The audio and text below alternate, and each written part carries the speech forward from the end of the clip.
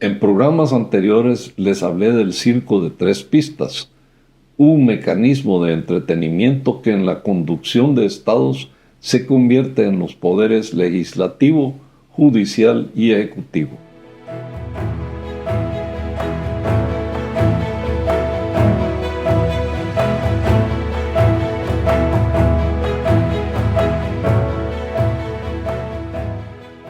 Buenos días, amigos de la verdad, la justicia y la libertad. Donde quiera que estén y a la hora que sea, este es el canal de la Demarquía, una nueva forma de poder popular. Soy Orlando de Sola y les saludo desde El Salvador, corazón valiente de América pensantes. En programas anteriores les hablé del circo de tres pistas, un mecanismo de entretenimiento que en la conducción de estados se convierte en los poderes legislativo, judicial y ejecutivo. En El Salvador le llamamos órganos, pero el poder, como el amor, es uno.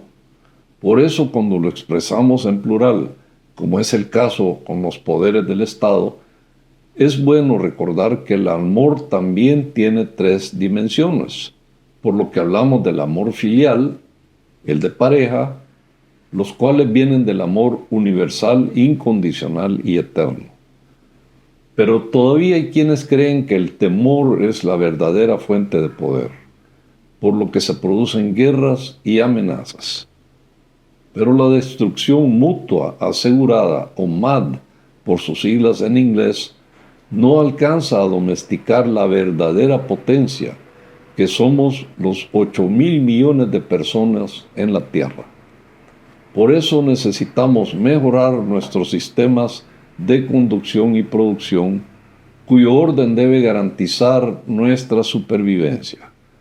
Porque la verdadera amenaza ya no son los ejércitos terrestres, la artillería o las flotas aéreas y marítimas, sino la confrontación nuclear, la cual ya fue probada por muchos japoneses en 1945. Pero esta vez, la confrontación nuclear puede destruir gran parte de la vida en el planeta, como ocurrió con los dinosaurios hace millones de años, supuestamente por un meteorito, pero también debemos considerar lo ocurrido en el diluvio o lo que sucedió en Sodoma y Gomorra o en Nínive, porque en el relato bíblico dice que fue por un castigo del Creador, pero en el caso de la nueva amenaza nuclear sería por la insensatez humana que se niega a reconocer los derechos naturales a la vida, la libertad y la búsqueda de la felicidad. Por eso nuestros líderes no deben dejarse arrastrar por la ira, la pereza, la envidia, la soberbia y la codicia, evitando también que los arrastren los desórdenes alimenticios y reproductivos que llamamos gula y lujuria. Pero debemos recordar que para cada vicio hay una virtud, siendo las principales la confianza y el optimismo, de donde nuestros líderes mundiales deben recibir el poder universal, incondicional y eterno del amor, del cual todos podemos gozar. Pero también se necesita prudencia, justicia, fortaleza y templanza, las cuales se convierten en prevención, voluntad, valentía y moderación, recordando que la voluntad y la razón nos hacen libres, por lo que debemos tomar buenas decisiones, no solo en asuntos personales y familiares, sino para dirimir encrucijadas que se dan entre naciones, para lo cual tenemos estados y gobiernos, pero cuando estos se vuelven imperiales, como sucedió en Roma antigua, la conducción es más complicada porque hay otros imperios. Y eso es lo que sucedió entre Roma y Cartago, que fue derrotado en las guerras púnicas de más de un siglo. El ejército cartaginés estuvo a punto de tomarse Roma hasta que fue derrotado por la retaguardia por una estrategia de dilación. Cartago había comenzado como una colonia fenicia en el norte de África, pero fue quemado por los romanos. Y eso sucedió porque se extendieron por todo el Mediterráneo, el cual los romanos consideraban como propio. Pero siglos después Roma también fue derrotada por los vándalos. Y eso mismo puede suceder en el presente, cuando tres imperios se disputan el dominio del planeta. Sus líderes deben entenderse para no destruir la humanidad, tomando en cuenta que sus armas son nucleares, aunque también usan las tradicionales. Pero los teatros de guerra no son como los anteriores, porque las conquistas de territorio y población no se definen por los tradicionales medios terrestres, aéreos y marítimos, sino por las redes sociales. Pero hacer la guerra no es el propósito de los verdaderos líderes, que deben conducir la humanidad, ahora dividida en 193 estados, hacia la paz y el desarrollo. Los gobiernos republicanos y monárquicos deben entenderse, pero también hay híbridos que practican la fusión de poderes. Y eso es porque la gente comienza a comprender que la conjunción de la autoridad, poder e influencia es superior a su enfrentamiento.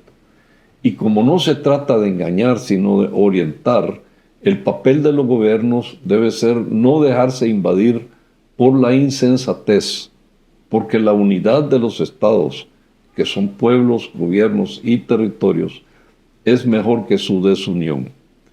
Y por eso los sistemas de conducción y producción deben confluir en un orden mundial que garantice nuestra supervivencia y nos permita vivir mejor. Porque nuestro cuerpo es importante, pero también nuestra mente, que genera pensamientos y sentimientos que luego se convierten en ideas y emociones. Todo esto es muy importante para gobernar, no solo a nosotros mismos, sino a pueblos enteros que necesitan conducción. Y esa es la función de los gobiernos, cuyo poder reside en la aquiescencia o consenso entre mandantes y mandatarios, recordando que los mandantes somos nosotros, los pueblos, y los mandatarios son los gobiernos que reciben nuestro mandato. Pero debemos entenderlos, por lo que se vuelve necesario aclarar el mandato para que no desaparezca el consenso.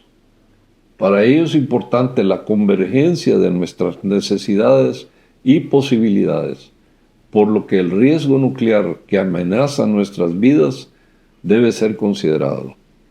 Los líderes mundiales están sujetos a desinformación y contrainteligencia, por lo que su visión de la realidad puede estar empañada, porque a veces la desinformación supera la información y la contrainteligencia puede superar la inteligencia. Así que debemos tener cuidado con la simulación. Y como El Salvador es el país más pequeño del continente, no debemos aislarnos, porque no somos isla, pero también porque la autarquía y la autosuficiencia no son recomendables. Ello no significa que debemos descuidar nuestra soberanía nacional, la cual debemos cuidar como si fuera nuestra dignidad personal. Pero debemos recordar que el intercambio de bienes y servicios, así como el de pensamientos y sentimientos, es necesario, porque así es nuestra naturaleza y debemos respetarla. La unidad nacional es importante, pero también la regional y mundial, porque a veces las cosmovisiones encontradas nos dividen, aunque debemos tratar de conciliarlas. Por eso debemos dejar el circo que nos entretiene con payasos y equilibristas para que los gobiernos y medios de comunicación cumplan su propósito, que es formar e informar, no entretener. Por eso agradezco su atención y espero verlos en la próxima edición de este canal, donde nos divertimos formando e informando. Muchas gracias.